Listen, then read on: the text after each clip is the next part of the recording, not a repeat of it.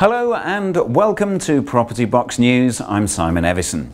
Interest rates are set to rise. Last month, the Monetary Policy Committee met and there are heavy hints that interest rates are indeed set to rise by another 0.25% to 0.75%. Governor of the Bank of England, Mark Carney, seems keen to continue to warn that rises are coming.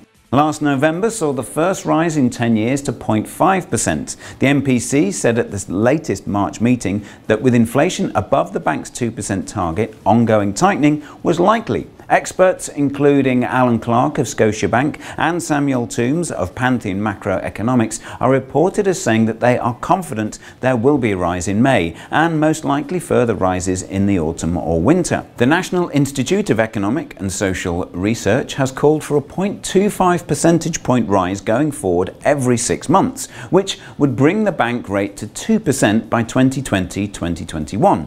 The only thing that could change this path is if inflation were to fall quicker than expected and if economic growth remains weak, as too steep a rise would subdue growth and put the dampers on the economy at a crucial time as we leave Europe. With the interest rate rise on the horizon and further tax changes kicking in, what steps then can we take to make our investments stay profitable? The following is a guide of what you could do. First, take a look at your mortgage rates and where you are in your agreement. If your initial agreement is up, you might have better options available. So if your initial agreement has passed, you might have automatically dropped into the lender's standard variable rate and you might be paying more than you should. So have a look at switching lender with a better interest rate. Get in touch with your broker to see what products are out there. There are two factors to consider when switching. First of those is, do you go for a tracker or a fixed rate? Although more expensive, a fixed rate will protect you from further interest rate rises. Second thing to consider is interest only or repayment and interest. With the next phase of mortgage interest relief tax implemented on April 4th, it means 50% of our mortgage interest is no longer offsettable against our tax bill. So reducing the mortgage through repayments will begin to reduce your interest also. But whatever you do, get some professional advice from your broker and your tax accountant specialist before making any decision. So it seems landlords in the private rented sector have at least one Conservative Party member in government on their side. Life peer Lord Flight has once again criticised his own party's buy-to-let tax changes, warning they could further exacerbate the housing crisis. Instead of treating the private rented sector as part of the problem, Lord Flight is urging the government today to recognise the important part it must play in solving the housing crisis. In a recently published article on the Conservative Home website, he attacks recent tax hikes and changes and insists that the expansion of the private rented sector is not a contributing factor to the housing crisis and came up with an interesting idea.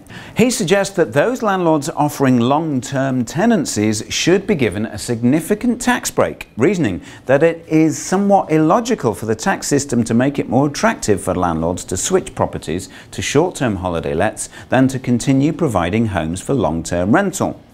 We'll see how this all pans out and pick it up later on in the year. And finally, in their annual buy-to-let barometer survey, Shawbrooks say confidence amongst existing landlords is high. 69% of landlords stay confident that property is a good investment despite phasing out of mortgage interest relief. The number of people actively investing in the buy-to-let market has fallen in recent months, and many experts fear that other existing landlords are making plans to exit the market as they seek to avoid the government's attack on the private rented sector. But despite the punitive tax rises being imposed on the PRS, the indications are that bricks and mortar will remain a safe long-term investment, which is why 39% of landlords surveyed are planning to add to their existing buy-to-let portfolio within the next 12 months. Maybe you are one of them. And the Northwest and the Southeast are singled out as the preferred regions. Karen Bennett, Managing Director of Shawbrook Bank Commercial Mortgages, commented, "There's a healthy dose of uncertainty around at the moment, but the buy-to-let market is showing its resilience.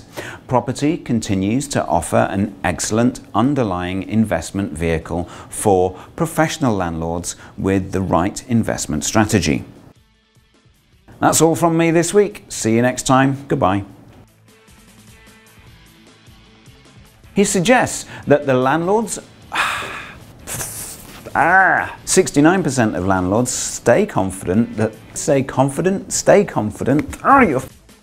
National Institute of Economic and Social were to fall quicker than economic bollocks. Economic bollocks. Yeah, that's right. Yeah, I know. It's bollocks. It's all bollocks.